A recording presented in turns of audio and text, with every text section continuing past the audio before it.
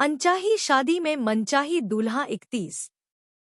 रमन दिखने में पतला सा लंबा था और गोरा रंग, चेहरे पर मुस्कान सिर्फ हैवान सी रहती थी। ईशा उसे देखकर बहुत चिढ़ रही थी। समझ नहीं आ रहा था वो क्या करे। रमन भी मन में यही सोच रहा था कि इस लड़की को कैसे यहाँ से भगाया जाए और ज्योति को कैसे वो ठिकाने लगाए। रमन वहाँ सोफे पर बैठ जाता है। ईशा उसे गुस्से और नफरत के भाव से देख रही थी। ईशा मन में यही सोच रही थी, कैसे इस रमन को पुलिस के हवाले किया जाए और सबूत कहाँ से ढूंढे वो इस रमन के बारे में। ईशा ज्योति के हाथ पर हाथ रखकर बैठी होती है। रमन सोफे पर आंख बंद करने का नाटक कर बैठा होता है। जिया अभी तक सुशीला और गार्ड से बहस में लगी होती है। सुशीला जिया को शांत करके, पहले आप मुझे जिसे मिलने वाली है उसका नाम बताएं, अगर वो अंदर होगी तो मैं आपको मिलवा दूंगी। मुझे ईशा से मिलना है जो कल ही यहाँ काम पर लगी थी। गार्ड खुश होकर, ओहा, आप ईशा बिटिया से मिलने आई हो। वो तो बहुत प्यारी बच्ची है, सच में बहुत संस्कारी बच्ची है। ईशा की तारीफ सुनकर जिया खुश हो जाती है। सुशीला मुंह बिगाड़कर गार्ड की तरफ देखकर, तुम अपने काम पर ध्यान दो। जिया की तरफ देखकर, और तुम्हारी वो ईशा एनजीओ में नहीं है, पता नहीं कौन सी घड़ी में यहाँ काम करने आई थी और हम सबको टेंशन में डाल चुकी। इतना कहकर सुशीला एनजीओ में चली जाती है। जिया मुंह खोलकर देखती रह जाती है। गार्ड की तरफ देखकर, अकल, यह औरत पागल है क्या? गार्ड भी सुशीला को जाते देखा, बिटिया कभी कभी मुझे भी लगता है, पर तुम ईशा बिटिया की क्या लगती हो? अंकल, आप मुझे उसकी बहन कह लीजिए या दोस्त। आप बता सकते हैं ईशा कहाँ पर होगी अभी? बेटा, मुझे ज्यादा तो नहीं पता, पर आज ईशा बिटिया बहुत परेशान लग रही थी। बार बार एनजीओ के बारे गाड़ी लेकर गई थी, वापस आती है और थोड़ी देर में वापस चली जाती है। जिया यह सुनकर उसे भी टेंशन होने लगती है। वो गार्ड को धन्यवाद बोलकर स्कूटी के पास आकर खड़ी हो जाती है। क्या करूं मैं इस इशू का?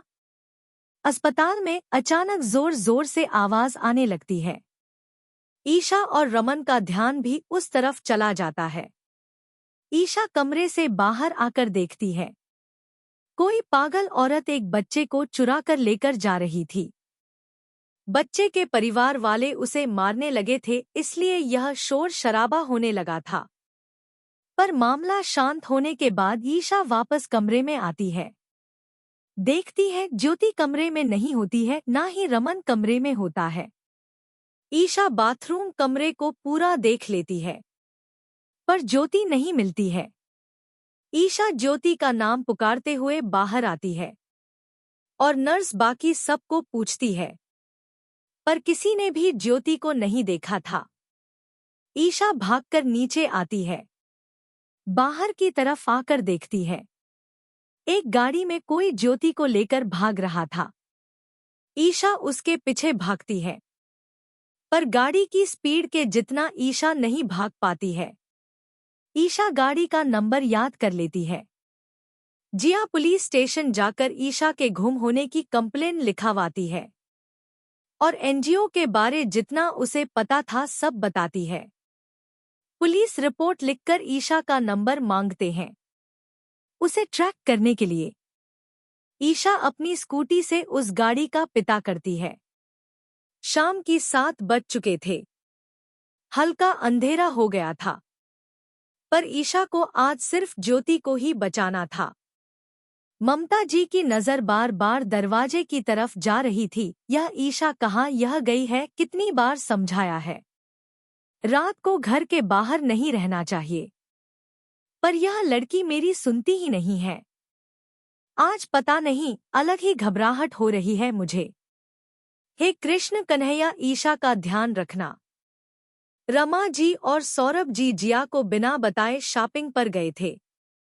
वो दोनों यह सोचकर गए थे जिया हो रही है अपने कमरे में। दोनों वापस आकर देखते हैं घर में इतनी शांति है।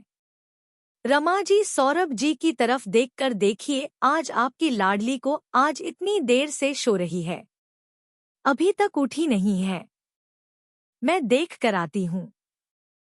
सौरभ जी मुस्करा देते हैं और वही सोफे पर बैठ जाते हैं। रमा जी जिया की कमरे की तरफ बढ़ने लगती है। ईशा अपनी गाड़ी को सुनी सड़कों पर दौड़ा रही थी, उसकी गाड़ी का पीछा करती हुई।